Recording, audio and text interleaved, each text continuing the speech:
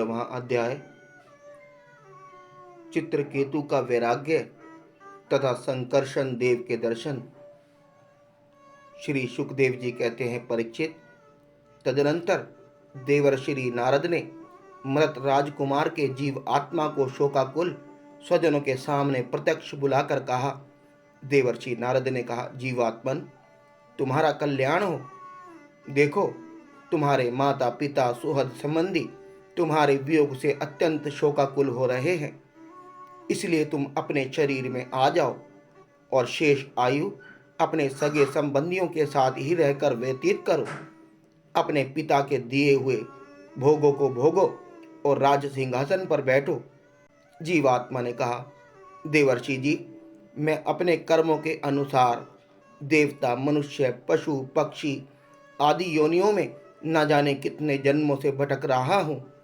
उनमें से ये लोग किस प्रकार मेरे जन्म में माता पिता हुए। विभिन्न जन्मों में सभी एक दूसरे के भाई, बंधु, नाती, गोती, शत्रु, मित्र, मध्यस्थ, उदासीन और द्वेषी होते रहते हैं। जैसे स्वर्ण आदि क्रय विक्रय की वस्तुएं एक व्यापारी से दूसरे के पास जाती रहती हैं, वैसे ही जीव भी विभिन्न भिन्न योनियों में उत्पन्न होता रहता है। इस प्रकार विचार करने से पता लगता है कि मनुष्य की अपेक्षा अधिक दिन ठहरने वाले स्वर्ण आदि पदार्थों का संबंध भी मनुष्य के मित्र, शत्रु आदि की भिन्न भिन्न बुद्धि की वृत्तियों का यह अकेला ही साक्षी है। वास्तव में यह अद्वितीय है। यह आत्मा कार्य कारण साक्षी और स्वतंत्र है, इसलिए यह शरीर आदि गुण दोष अथवा कर्म फल को ग्रहण नहीं करता, सदा उदासीन भाव से स्थित रहता है। श्री सुखदेव जी कहते हैं, वह जीव आत्मा इस प्रकार कहकर चला गया। उसके सगे संबंधी उसकी बात सुनकर अत्यंत विस्मित हुए। उनका स्नेह बंधन कट गया और उसके मरने का शोक भी जाता रहा। इसके बाद जाति वालों ने बालक की मृत देह को ले जाकर तत्कालोचित संस्कार और अधिदैहिक क्रियाएं पूर्ण की और उस दुस्तेज स्नेह को छोड़ दिया, जिसके कारण शोक, मोह, भय और दुख की प्राप्ति होती है। परीक्षित, जिन रानियों ने बच्चे को विष दिया था, वे बाल हत्या के कारण श्रीहीन हो गई और लज्जा के मारे आंख तक नहीं उठा सकती थी। उन्होंने अंगिरा ऋषि के उपदेश को याद करके मातृहीन हो यमुना जी के तट पर ब्राह्मणों के आदेश अनुसार बाल हत्या का प्रायश्चित किया।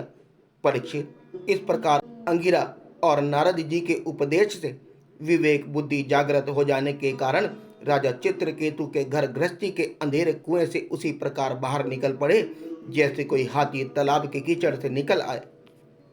उन्होंने यमुना जी में विधि पूर्वक स्नान करके तर्पण आदि धार्मिक क्रियाएं की। तदनंतर सतेंद्रिय और मौन होकर उन्होंने देवर्षि नारद और महर्षि अंगिरा के चरणों की वंदना की। भगवान नारद ने देखा कि चित्रकेतु जितेंद्रिय, भगवत भक्त और शरणागत है, अतः उन्होंने बहुत प्रसन्न होकर उन्हें इस विद्या का उपदेश किया। देवर्षि नारद ने यो उपदेश किया, ओंकार स्वरूप भगवान, आप वासुदेव, प्रद्युम्न, अनिरुद्ध और संकर्षण के रूप में क्रमश चित्त, बुद्धि, मन और अहंकार के अधिष्ठ दाता हैं। मैं आपके इस चतुर्व्यूह रूप का बार बार नमस्कार पूर्वक ध्यान करता हूँ। आप विशुद्ध विज्ञान स्वरूप हैं। आपकी मूर्ति परमानंदमयी है। आप अपने स्वरूपभूत आनंद में ही मग्न और परम शांत हैं। दैत दृष्टि आपको छू तक नहीं सकती। मैं आपको नमस्कार करता हूँ। अपने स्वरूपभूत आनंद की अनुभूति से ही आपने माया जनित राग, द्वेष आदि दोषों का तिरस्कार कर रखा है। मैं आपको नमस्कार करता हूँ। आप सबकी समस्त इंद्रियों के प्रेरक, परम महान और विराट स्वरूप हैं। मैं आपको नमस्कार करता हूँ। मन सहित वाणी आप तक ना पहुंचकर बीच से ही लौट आती है। उसके उपरत हो जाने पर जो अद्वितीय नाम रूप रहित चेतन मात्र और कार्य कारण से परे की वस्तु रह जाती है, वह हमारी रक्षा करे। यह कार्य कारण रूप जगत जिनसे उत्पन्न होता है, जिनमें स्थित है और जिनमें लीन होता है, तथा जो मिट्टी की वस्तुओं में व्याप्त मृतिका के समान सब में ओतप्रोत है, उन परब्रह्म स्वरूप आपको मैं नमस्कार करता हूँ। यद्यपि आप आकाश के समान बाहर भीतर एक रस व्याप्त हैं, तथापि आपको मन, बुद्धि और ज्ञानेंद्रियां अपनी ज्ञान शक्ति से नहीं जान सकती और प्राण तथा कर्मेंद्रियां अपनी क्रिया रूप शक्ति से स्पर्श भी नहीं कर सकती। मैं आपको नमस्कार करता हूँ। शरीर, इंद्रिय, प्राण, मन और बुद्धि जागृत तथा स्वप्न अवस्थाओं में आपके चैतन्य अंश से युक्त होकर ही अपना अपना काम करते हैं तथा सुषुप्ति और मूर्छा की अवस्थाओं में आपके चैतन्य अंश से युक्त न होने के कारण वैसे ही जैसे लोहा अग्नि से तप्त होने पर जला सकता है, अन्यथा नहीं। जिसे दृष्टा कहते हैं वह भी आपका ही एक नाम है। जागृत आदि अवस्थाओं में आप उसे स्वीकार कर लेते हैं। वास्तव में आपसे पृथक उनका कोई अस्तित्व नहीं है। ओमकार स्वरूप महाप्रभावशाली महाविभूतिपति भगवान महापुरुष को नमस्कार है। श्रेष्ठ भक्तों का समुदाय अपने कर कमलों की कलियों से आपके युगल चरण कमलों की सेवा में संलग्न रहता है। प्रभु, आप ही सर्वश्रेष्ठ हैं। मैं आपको बार बार नमस्कार करता हूँ। श्री सुखदेव जी कहते हैं, परीक्षित, देवर्षि नारद अपने शरणागत भक्त चित्रकेतु को इस विधा का उपदेश करके महर्षि अंगिरा के साथ ब्रह्मलोक को चले गए। राजा चित्रकेतु ने देवर्षि नारद के द्वारा उपदिष्ट विद्या का उनके आज्ञा अनुसार 7 दिन तक केवल जल पीकर बड़ी एकाग्रता के साथ अनुष्ठान किया। तदनंतर उस विदा के अनुष्ठान से 7 रात के पश्चात राजा चित्रकेतु को विदाधरों का अखंड अधिपत्य प्राप्त हुआ। इसके बाद कुछ ही दिनों में इस विदा के प्रभाव से उनका मन और भी शुद्ध हो गया। अब वे देवादिदेव भगवान शेष जी के चरणों के समीप पहुंच गए। उन्होंने देखा कि भगवान शेष जी सिद्धेश्वरों के मंडल में विराजमान हैं। उनका शरीर कमलनाल के समान गौरवर्ण है। उस पर नीले रंग का वस्त्र फहरा रहा है। सिर पर किरीट, बाहों में बाजूबंद, कमर में करगनी और कलाई में कंगन आदि आभूषण चमक रहे हैं। नेत्र रत्नारे हैं और मुख पर प्रसन्नता छा रही है। भगवान शेष का दर्शन करते ही राज ऋषि चित्रकेतु के सारे पाप नष्ट हो गए। उनका अंतःकरण स्वच्छ और निर्मल हो गया। हृदय में भक्ति भाव की बाढ़ आ गई। नेत्रों में प्रेम के आंसू छलक आए। शरीर का एक एक रोम खिल उठा। उन्होंने ऐसी स्थिति में आदि पुरुष भगवान शेष को नमस्कार किया। उनके नेत्रों से प्रेम के आंसू टप टप गिरते जा रहे थे। इससे भगवान शेष के चरण रखने की चौकी भीग गई। प्रेमोद्रेक के कारण उनके मुंह से एक अक्षर भी ना निकल सका। वे बहुत देर तक शेष भगवान की कुछ भी स्तुति ना कर सके। थोड़ी देर बाद उन्हें बोलने की कुछ कुछ शक्ति प्राप्त हुई। उन्होंने विवेक बुद्धि से मन को समाहित किया और संपूर्ण इंद्रियों की ब्रह्मवृत्ति को रोका। फिर उन जगत गुरु की जिनके स्वरूप पंचरात्र आदि भक्ति शास्त्रों में वर्णन किया जाता है, इस प्रकार स्तुति की। चित्रकेतु ने कहा, अजित, जितेंद्रिय एवं समदर्शी साधु ने आपको जीत लिया है। आपने भी अपने सौंदर्य, माधुर्य, कारुण्य आदि गुणों से उनको अपने वश में कर लिया है। अहो, आप धन्य हैं, क्योंकि जो निष्काम भाव से आपका भजन करते हैं उन्हें आप करुणा परवश होकर अपने आप भी दे डालते हैं। भगवान, जगत की उत्पत्ति, स्थिति और प्रलय आपके लीला विलास हैं। विश्व निर्माता ब्रह्मा आदि आपके अंश के भी अंश हैं।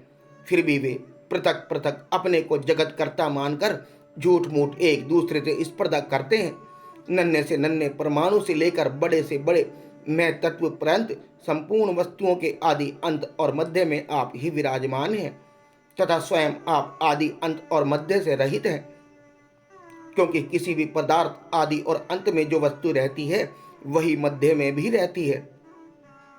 यह ब्रह्मांड कोश जो पृथ्वी आदि एक से एक 10 गुने 7 आवरणों से घिरा हुआ है, अपने ही समान दूसरे करोड़ों ब्रह्मांडों के सहित आप में एक परमाणु के समान घूमता रहता है, और फिर भी उसे आपकी सीमा का पता नहीं है। इसलिए आप अनंत हैं। जो नर पशु केवल विषय भोग ही चाहते हैं, वे आपका भजन ना करके आपके विभूति स्वरूप इंद्र आदि देवताओं की उपासना करते हैं। प्रभु, जैसे राजकुल का नाश होने के पश्चात उसके अनुयायियों की जीविका भी जाती रहती है, वैसे ही शूद्र उपास्य देवों का नाश होने पर उनके दिए हुए भोग भी नष्ट हो जाते हैं। परमात्मन, आप ज्ञान स्वरूप और निर्गुण हैं, इसलिए आपके प्रति की हुई सकाम भावना भी अनन्य कर्मों के समान जन्म मृत्यु रूप फल देने वाली नहीं होती। जैसे भुने हुए बीजों से अंकुर नहीं उगते, क्योंकि जीव को जो सुख दुख आदि द्वंद्व प्राप्त होते हैं वे सत्व आदि गुणों से ही होते हैं, निर्गुण से नहीं। हे अजित, जिस समय आपने विशुद्ध भगवत धर्म का उपदेश किया था उसी समय आपने सबको जीत लिया, क्योंकि अपने पास कुछ भी संग्रह परिग्रह न रखने वाले, किसी भी वस्तु में अहंता ममता न करने वाले आत्माराम सनकादिक परम ऋषि भी परम साम्य और मोक्ष प्राप्त करने के लिए उसी भागवत धर्म का आश्रय लेते हैं। वह भागवत धर्म इतना शुद्ध है कि उसके सकाम भाव धर्मों के समान मनुष्य की वह विषम बुद्धि नहीं होती कि यह मैं हूँ, यह मेरा है, यह तू है और यह तेरा है। इसके विपरीत जिस धर्म के मूल में ही विषमता का बीज बो दिया जाता है वह तो अशुद्ध, नाशवान और अधर्म बहुल होता है। सकाम धर्म अपना और दूसरे का भी अहित करने वाला है। उससे अपना या पराया किसी का कोई भी प्रयोजन हित सिद्ध नहीं होता। प्रत्युत सकाम धर्म से जब अनुष्ठान करने वालों का चित्त दुखता है तब आप रुष्ट होते हैं, और जब दूसरे का चित्त दुखता है तब वह धर्म नहीं रहता, अधर्म हो जाता है। भगवान, आपने जिस दृष्टि से भागवत धर्म का निरूपण किया है वह कभी परमार्थ से विचलित नहीं होती। इसलिए जो संत पुरुष चर अचर समस्त प्राणियों में समदृष्टि रखते हैं वे ही उसका सेवन करते हैं। भगवान, आपके दर्शन मात्र से ही मनुष्य के सारे पाप क्षीण हो जाते हैं। यह कोई असंभव बात नहीं है, क्योंकि आपका नाम एक बार सुनने से ही नीच चांडाल भी संसार से मुक्त हो जाता है। भगवान, इस समय आपके दर्शन मात्र से ही मेरे अंतःकरण का सारा मल धुल गया है। सो ठीक ही है, क्योंकि आपके अनन्य प्रेमी भक्त देवर्षि नारद जी ने जो कुछ कहा है वह मिथ्या कैसे हो सकता है। हे अनंत, आप संपूर्ण जगत के आत्मा हैं, अतः संसार में प्राणी जो कुछ करते हैं वह सब आप जानते ही रहते हैं। इसलिए जैसे जुगनू सूर्य को प्रकाशित नहीं कर सकता, वैसे ही परम गुरु आपसे मैं क्या निवेदन करूं। भगवान, आपकी ही अध्यक्षता में सारे जगत की उत्पत्ति स्थिति और प्रलय होते हैं। कुयोगी जन भेद दृष्टि के कारण आपका वास्तविक स्वरूप नहीं जान पाते। आपका स्वरूप वास्तव में अत्यंत शुद्ध है। मैं आपको नमस्कार करता हूँ। आपकी श्रेष्ठता से शक्ति प्राप्त करके ही ब्रह्मा आदि लोकपालगण चेष्टा करने में समर्थ होते हैं। आपकी दृष्टि से जीवित होकर ही ज्ञानेंद्रियां अपने अपने विषयों को ग्रहण करने में समर्थ होती हैं। यह भूमंडल आपके सिर पर सरसों के दाने के समान जान पड़ता है। मैं आप सहस्त्र शीर्षा भगवान को बार बार नमस्कार करता हूँ। श्री सुखदेव जी कहते हैं, परीक्षित, जब विदाधरों के अधिपति चित्रकेतु ने अनंत भगवान की इस प्रकार स्तुति की तब उन्होंने प्रसन्न होकर उनसे कहा। श्री भगवान ने कहा, चित्रकेतु, देवर्षि नारद और महर्षि अंगिरा ने तुम्हें मेरे संबंध में जिस विधा का उपदेश दिया है उससे और मेरे दर्शन से तुम भली भांति सिद्ध हो चुके हो। मैं ही समस्त प्राणियों के रूप में हूँ, मैं ही उनका आत्मा हूँ और मैं ही उनका पालन करता भी हूँ।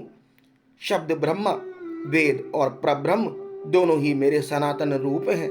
आत्मा कार्य कारणात्मक जगत में व्याप्त है और कार्य कारणात्मक जगत के आत्मा में स्थित है, तथा इन दोनों में मैं अधिष्ठान रूप से व्याप्त हूँ और मुझ में ये दोनों कल्पित हैं। जैसे स्वप्न में सोया हुआ पुरुष स्वप्रांतर होने पर संपूर्ण जगत को अपने में ही देखता है और स्वप्नांतर टूट जाने पर स्वप्न में ही जागता है तथा अपने को संसार के एक कोने में स्थित देखता है, परंतु वास्तव में वह ही स्वप्न ही है। वैसे ही जीव की जागृत आदि अवस्थाएं परमेश्वर की ही माया है। यो जानकर सबके साक्षी मायातीत परमात्मा की ही स्मरण करना चाहिए। सोया हुआ पुरुष जिसकी सहायता से अपनी निद्रा और उसके अतीतेंद्रिय सुख का अनुभव करता है वह ब्रह्म ही है। उसे तुम अपनी आत्मा समझो। पुरुष निद्रा और जागृति इन दोनों अवस्थाओं का अनुभव करने वाला है। वह उन अवस्थाओं में अनुगत होकर भी वास्तव में उनसे पृथक है। वह सब अवस्थाओं में रहने वाला अखंड एक रस ज्ञान ही ब्रह्म है, वही परब्रह्म है। जब जीव मेरे स्वरूप को भूल जाता है तब वह अपने को अलग मान बैठता है।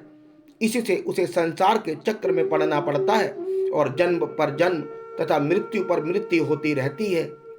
यह मनुष्य योनि ज्ञान और विज्ञान का मूल स्तोत्र है।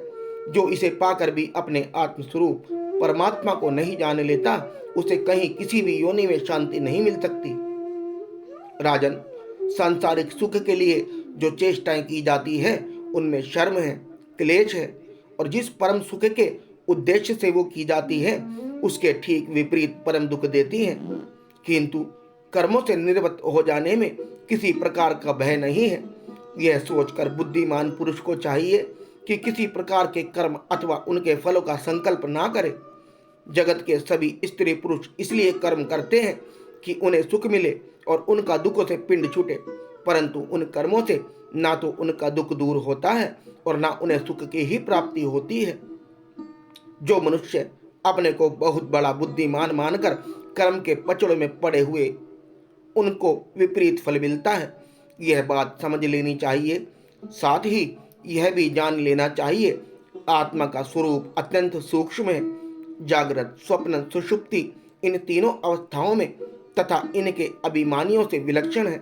यह जानकर इस लोक में देखे और परलोक के सुने हुए विषय भोगों से विवेक बुद्धि के द्वारा अपना पिंड छुड़ा ले और ज्ञान तथा विज्ञान में ही संतुष्ट रहकर मेरा भक्त हो जाए। जो लोग योग मार्ग का तत्व समझने में निपुण हैं, उनको भली भांति समझ लेना चाहिए कि जीव का सबसे बड़ा स्वार्थ और परमार्थ केवल इतना ही है कि वह ब्रह्म और आत्मा की एकता का अनुभव कर ले। राजन, यदि तुम मेरे इस उपदेश को सावधान होकर श्रद्धा भाव से धारण करोगे तो ज्ञान एवं विज्ञान से संपन्न होकर शीघ्र ही सिद्ध हो जाओगे। श्री सुखदेव जी कहते हैं, राजन, जगत गुरु विश्वात्मा भगवान श्री हरि चित्रकेतु को इस प्रकार समझा बुझाकर उनके सामने ही वहां से अंतर्ध्यान हो गए।